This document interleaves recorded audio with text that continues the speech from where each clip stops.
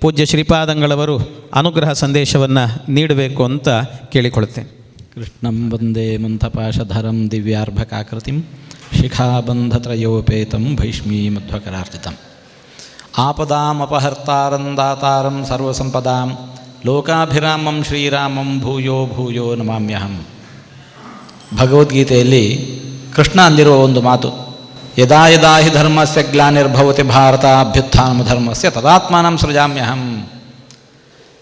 ಪರಿತ್ರಾಣಾಯ ಸಾಧೂನಾಂ ವಿನಾಶಾಯ ದುಷ್ಕೃತಾಂ ಧರ್ಮ ಸಂಸ್ಥಾಪನಾರ್ಥಾಯ ಸಂಭವಾಮಿ ಯುಗೇ ಯುಗೇ. ಯುಗ ಯುಗಗಳಲ್ಲೂ ಅವತರಿಸಿ ಬರ್ತೇನೆ ಧರ್ಮ ರಕ್ಷಣೆಗಾಗಿ. ಯಾರು ನನ್ನನ್ನು ಅನನ್ಯಾಶ್ಚಿಂತಯಂತೋ ಮಾಂ ಯೇ ಜನಾಃ ಪರ್ಯುಪಾಸತೆ ತೇಷಾಂ ನಿತ್ಯಾಭಿಯುಕ್ತಾನಾಂ ಯೋಗಕ್ಷೇಮಂ ವಹಾಮ್ಯಹಂ ಅಂತ ಭಗವದ್ಗೀತೆಯಲ್ಲಿ ಕೃಷ್ಣ ಅಂದ. ಭಗವಂತನ ಈ ಪ್ರತಿಜ್ಞೆ ಬರಿದೆ ಕೃಷ್ಣಾವತಾರಕ್ಕಷ್ಟೇ ಅಲ್ಲ, ರಾಮಾವತಾರಕ್ಕೂ ಕೂಡ, ಎಲ್ಲ ಅವತಾರಗಳಿಗೂ ಕೂಡ ಈ ಮಾತನ್ನು ಕೃಷ್ಣನೂ ಉಚ್ಚರಿಸಿದ, ರಾಮನೂ ಪುನರುಚ್ಚರಿಸಿದ. ಲಂಕೆಯ ಮೇಲೆ ದಾಳಿ ಮಾಡಬೇಕು, ದಕ್ಷಿಣ ಸಮುದ್ರದ ಬದಿಯಲ್ಲಿ ಬಂದು ಶ್ರೀರಾಮಚಂದ್ರ ನಿಂತಿದ್ದಾನೆ. ಆ ಹೊತ್ತಿಗೆ ರಾವಣನ ವಿನಾಶವನ್ನು ಮುಂತಾಗಿ ಅರಿದಂತಹ ವಿಭೀಷಣ ರಾಮನಿಗೆ ಶರಣು ಬಂದ.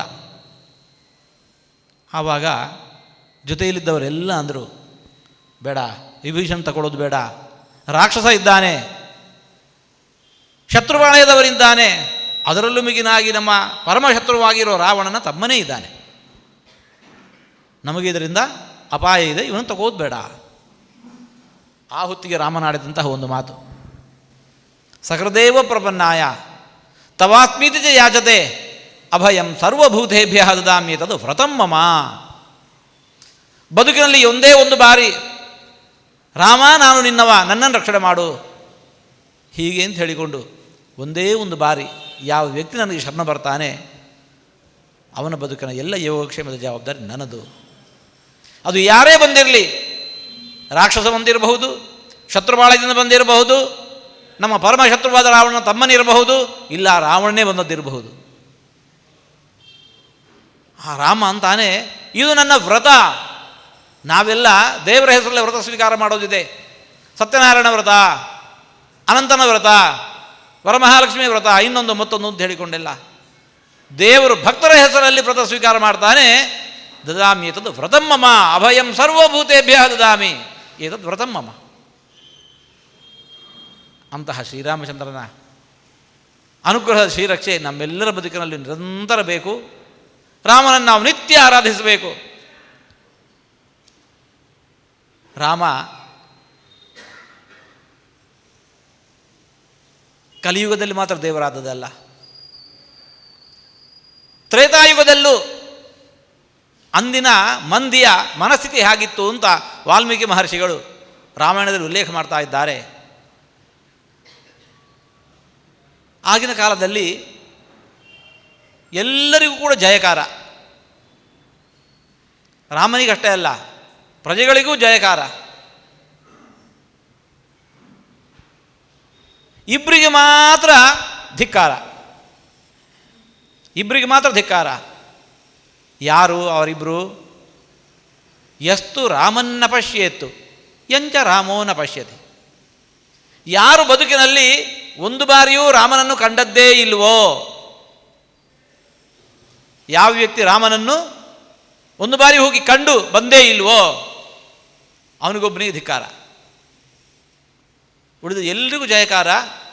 ಯಾರು ರಾಮನನ್ನು ಕಂಡಿಲ್ಲ ಅವನಿಗೆ ಧಿಕ್ಕಾರ. ಇನ್ನೊಬ್ಬ ಯಾರನ್ನು ರಾಮ ಕಂಡಿಲ್ವೋ ಅವನು. ಯಾವ ವ್ಯಕ್ತಿ ರಾಮನನ್ನು ಕಂಡಿಲ್ಲ ಅವನಿಗೆ ಧಿಕ್ಕಾರ. ಇನ್ನೊಬ್ಬ ರಾಮನನ್ನು ಯಾರು ಕಂಡಿಲ್ವೋ, ರಾಮ ಯಾರನ್ನು ಕಂಡಿಲ್ವೋ ಅವನಿಗೆ ಧಿಕ್ಕಾರ. ರಾಮನನ್ನು ಕಾಣದವನಿಗೂ ಧಿಕ್ಕಾರ, ರಾಮನ ದೃಷ್ಟಿಗೆ ಯಾರು ಬಿದ್ದಿಲ್ಲ ಅವನಿಗೂ ಧಿಕ್ಕಾರ. ಧಿಕ್ಕಾರ ಹಾಕೋರು ಯಾರು? ಮೂರನೇ ವ್ಯಕ್ತಿಗಳಲ್ಲ, ಅವರವರ ಒಳಮನಸ್ಸು ಏನಿದೆ ಅಲ್ಲ ಅದೇ ಅವರಿಗೆ ಧಿಕ್ಕಾರ ಹೋಗ್ತಾ ಇತ್ತಂತೆ. ಹುಟ್ಟಿ ಇಷ್ಟು ವರ್ಷ ಆಯಿತು, ಇನ್ನೂ ರಾಮನನ್ನು ಕಂಡಿಲ್ಲ, ನಿನಗೆ ಧಿಕ್ಕಾರ ಇರಲಿ. ರಾಮನ ದೃಷ್ಟಿಗೆ ಬೀಳುವಂತಹ ಒಂದು ಕೆಲಸವನ್ನು ನೀನು ಮಾಡಿಲ್ಲ, ನಿನ್ನ ಬದುಕಿಗೆ ಧಿಕ್ಕಾರ ಇರಲಿ. ರಾಮನನ್ನು ನೋಡದವನಿಗೆ ಧಿಕ್ಕಾರ. ರಾಮ ಯಾರನ್ನು ನೋಡಿಲ್ವೋ, ರಾಮ ಯಾರನ್ನು ನೋಡ್ತಾನೆ? ಯಾರು ಒಳ್ಳೆ ಕೆಲಸ ಮಾಡ್ತಾನೆ ಅವನ ಮೇಲೆ ರಾಮನ ದೃಷ್ಟಿ ಬಿದ್ದೇ ಬೀಳತ್ತೆ. ಯಾರ ಬದುಕಿನಲ್ಲಿ ರಾಮನ ದೃಷ್ಟಿ ಬೀಳುವಂತಹ ಒಂದೇ ಒಂದು ಒಳ್ಳೆ ಕೆಲಸ ಮಾಡಿಲ್ಲ ಅವನಿಗೂ ಧಿಕ್ಕಾರ. ಯಾರು ಧಿಕ್ಕಾರ ಹಾಕೋದು? ಹೊರಗಿನ ಮಂದಿ ಅಲ್ಲ, ಅವರವರ ಒಳಮನಸ್ಸೇ ಅವರು ಧಿಕ್ಕಾರ ಕೂಗ್ತಾ ಇತ್ತು. ರಾಮನ ವ್ಯಕ್ತಿತ್ವ ಅಂತಹದ್ದು. ಪ್ರಜೆಗಳ ಮನೆಯಲ್ಲಿ ದುಃಖ ಅದು ನನಗೇ ಆದ ದುಃಖ ಅಂತ ಭಾವಿಸ್ತಾ ಇದ್ದ.